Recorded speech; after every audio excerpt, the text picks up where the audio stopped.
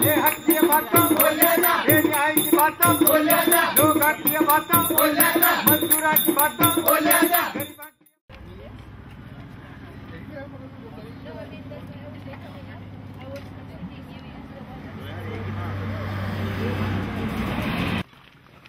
कभी कोई बात मुझे मैंने क्या तुम हाथ देता Look better, man. We can send off. Ship off from Zimbabwe. There's one more from Trinidad and Tobago. Hi, from Mauritius. Shaheen from Iran.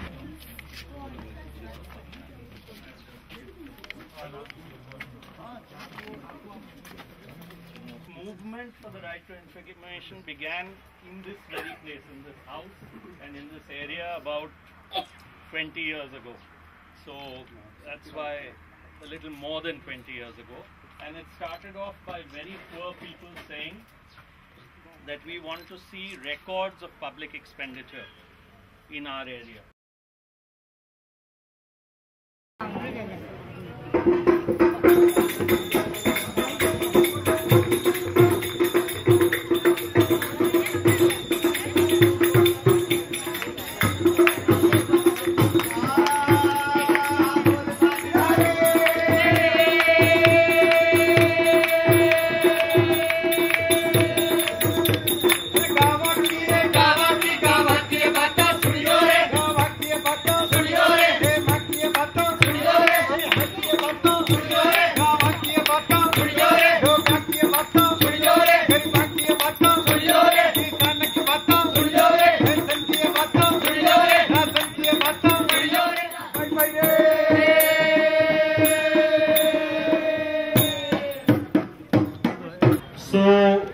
एक बार हम जम के इन सब के लिए तालियां बजाएं. Welcome to all of you from the residents of beam.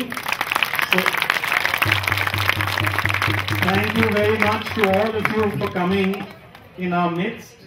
Today we are saying it's an opportunity for us to get our work done, which is why we are here, but also to spread the word of how work can and should be done. And for us it's an opportunity to learn about and pass on to countries around the world what is happening in our small place, in our small area. यहाँ एक system बना हुआ है कि आप कैसे समुदाय के बीच में सबके सामने सारे विभाग बैठ के उसकी जो समस्या है उसकी सुनवाई होगी, और वो सुनवाई करके अगर वो निस्तारण ऐसा है जो हाथों हाथ होना है तो वो कर देंगे, और उनको लगता है कि नहीं इसमें थोड़ा टाइम लगेगा तो वो सुनवाई जो करने वाले अधिकारी, ये सब अधिकारी बैठ के विभाग वाले भी और उस विभाग को पकड़ा देंगे कि ये तुम्हारा काम है, इसका ये शिकायत है, इसकी ये समस्या है, इसका निपटारा आपको करना है. So today we have the administration present, and right across on that side are the different departments. Some of them are written there: water, the public works department, the agriculture department, the development department. So they are sitting there. There are some of our volunteers who are helping write people's grievances and problems back there. Then there are people from different departments who will also take people's grievances and write them down.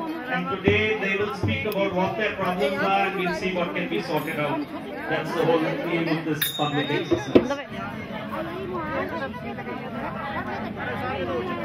Pension वाले मामले में खूब सारी problem आई. अब लोगों को पता नहीं चलता कितने महीने से बंद है, 3 महीने से 4 महीने से पेंशन बंद है, वो चक्कर लगाते रहते हैं, तो उनको ये नहीं पता लगता कि मेरी पेंशन किस वजह से बंद है. कुछ बहुत महत्वपूर्ण, मैं एक आध केस ऐसे ही करना चाह रहा हूँ जो हमें थोड़ा सोचना भी चाहिए कि अगर मान लो कोई विधवा है, उसका जल्दी पेंशन पास हो क्योंकि उसके बच्चों को पालना मिल सकता है. राजस्थान एक ऐसा राज्य है पूरे भारत में जिसने यूनिवर्सल पेंशन की है, सबको पेंशन मिलती है. यहाँ विकलांग, विधवा, बुजुर्ग, 55 साल की महिला, 58 की आदमी. कुछ केस मैं एक आध पेश करूंगा. 2 आगे चोरी हजारी सिंह विधवा पेंशन 12 महीने से बंद है. टोकी पंचायत, हाँ टोकी पंचायत 12 महीने से पेंशन बंद है, विधवा है. कारण है कि पहले एक नियम था सरकार का कि 25 साल की बेटा हो गया तो पेंशन बंद हो जाएगी. वो नियम हट गया, उसके बाद वो पेंशनें बंद हो गई. और ट्रेजरी में वहां बात किया तो उन्होंने कहा कि यहाँ ATO साहब से बात की थी, उन्होंने कहा कि हमारे पास पावर नहीं है इस पेंशन को आगे बढ़ाने का, तो ये जिला लेवल पे है।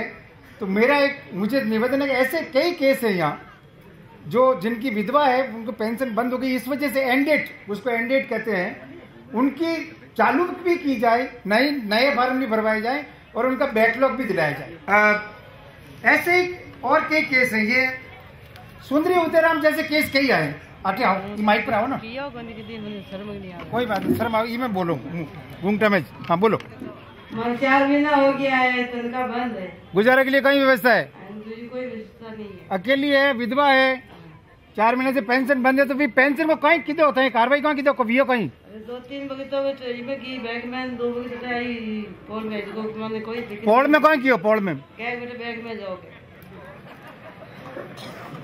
तो ये बड़ी पोल में हो तो क्यों बैंक में जाओ, बैंक में कहीं क्यों बचे, सब बंदा लुका जाकर नहीं आया, बैंक वाला का एक मौके आई बनी एडा कचरा हाथ खड़ो कर दो, अपने व्यूज पता लग जाए। नहीं, जो आज कहे कि हमारे 3-4 महीनों में पेंशन बंद है और अटे जाऊं तो वह कहे बैंक में जाओ और बैंक वालों का हमारा आई बनी।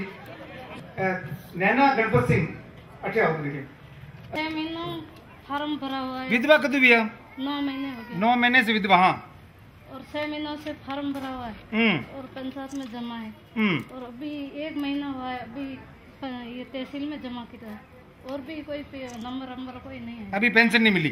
तो थोड़ा ध्यान दें आपकी भी, इसकी पेंशन अगर जल्दी मंजूर हो जाएगी तो इसके 5 बच्चे हैं जो पढ़ते भी हैं, तो 3 बच्चों को पालनार मिल सकता सर। और इसको मैंने पूछा तू नरेगा में क्यों नहीं जावे?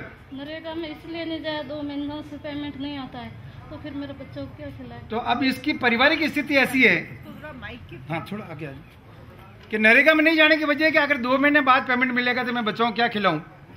विधवा है, जवान विधवा है, छोटे छोटे बच्चे हैं, तो इसका घर कैसे चलेगा। तो थोड़ा ध्यान दें कि ऐसे केसों को हम ज्यादा प्रायोरिटी पे लेके इनका, और अजीतगढ़ की है, इसकी पेंशन जल्दी हो ताकि इसका पालनार मिले। जी साथियों, जिन लोगों की पेंशन नहीं आ रही है, माता बहनों की, उन लोगों से मेरा निवेदन है कि जिनकी अगर 3 महीने तक नहीं आई है, वो आके अपने टीओ साहब से मिलने, पेंशन यहाँ से मिल जाएगी। और 3 महीने से ज्यादा है तो टीओ साहब उसकी लिस्ट बना के कलेक्टर साहब के पास भेज देंगे, उनकी सेंक्शन निकल जाएगी, वो मिल जाएगी। जो पेंशन एक बार चालू हो चुकी है, जो पेंशन एक बार चालू हो चुकी है, उसके बंद होने का तो सवाल ही नहीं है।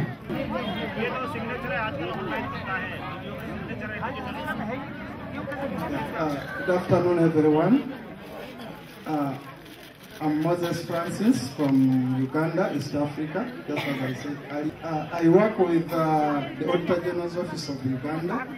However, I find that we raise issues, reports are submitted to Parliament, and they are either delayed to be discussed, or even those that are discussed, actions are delayed.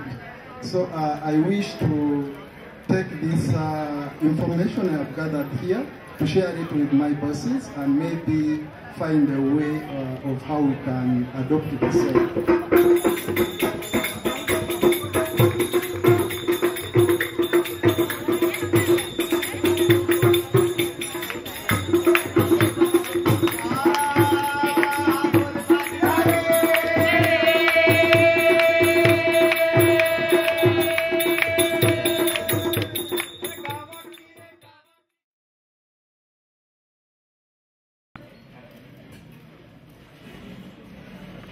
तो कुंभलगढ़ का मैं थोड़ा बताऊंगा, यहाँ का कितने स्कूल और ये यहाँ के टीचर्स की क्या स्थिति है उसके बारे में। और ये मैं कहना चाहूंगा उससे पहले कि शिक्षा संवाद प्रक्रिया यहाँ शुरू हुई है पिछले 1 साल से, और संवाद का मतलब ये है कि आपस में कैसे डायलॉग करें, उस समस्या का हम समाधान लोकल लेवल पे कैसे बैठ के आपस में डिस्कस करके कैसे निकाले, वो एक प्रोसेस है जिसमें स्कूल से जुड़े हुए सारे स्टेक होल्डर, जिसमें बच्चे हैं, पेरेंट्स हैं, एसएमसी मेंबर्स हैं, टीचर्स हैं, ब्लॉक का एडमिनिस्ट्रेशन जो है, प्रशासनिक अधिकारी, ये सारे लोग बैठ के जिस स्कूल में प्रॉब्लम है उस स्कूल की प्रॉब्लम को लोकल लेवल पे कैसे सॉर्ट आउट करें, उसके लिए हर महीने एक शिक्षा संवाद ये ऑर्गेनाइज होता है।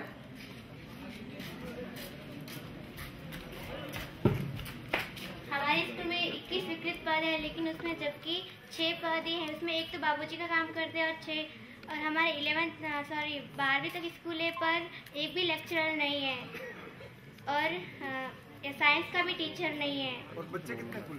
बच्चे 300 के लगभग है। 320। और हमारे स्कूल में कंप्यूटर पढ़े हुए हैं, लेकिन हमें उसका भी उचित लाभ नहीं मिल पा रहा है। प्लीज हमें भूगोल का टीचर तो ला ही दीजिए, वरना हमारा भविष्य बहुत बेकार हो जाएगा। हमारे यहाँ बिल्डिंग भी बहुत छोटी है, जिसमें सारी क्लासें ढंग से बैठ नहीं पाती है। लाइब्रेरी किताबें रखने के लिए छोटी पड़ती है। हमारे 20 स्वीकृत पद है, जिसमें से सिर्फ 6 टीचर है, वो भी हमारे तो पॉलिटिकल के जो लेक्चरर एक ही है पॉलिटिकल के, जो प्रिंसिपल की पोस्ट खाली है, इसलिए वो प्रिंसिपल की पोस्ट पे काम करते हैं। हमें सिर्फ हिंदी पढ़ाई जाती है स्कूल में, बाकी सारे विषय हमें अपने आप पढ़नी पड़ती है। तो बाकी कितने विषयों के अध्यापक नहीं है? हमारे हिस्ट्री का कोई नहीं है, इंग्लिश का कोई नहीं है, 9-10 के लिए गणित का कोई नहीं है, संस्कृत का कोई नहीं है। गवर्नमेंट ने कभी स्कीम निकाली कि रिटायर्ड टीचर जो जिसकी एज है 60 to 65 वो यहाँ मिलेंगे नहीं। सेकंड थिंग है, अगर इनके टीचर नहीं है तो ऐसे टीचर जो एलिमेंट्री सेटअप से बहुत से हम डेपुटेशन से अगर आना चाहिए तो हम वो डेपुटेशन कर देंगे, कलेक्टर ने परमिशन करेंगे। आप यहाँ से उठा के यहाँ ले जा रहे हैं, चलो एक दो तो हम दे सकते हैं, लेकिन ये टेम्परेरी डेपुटेशन करेंगे हम।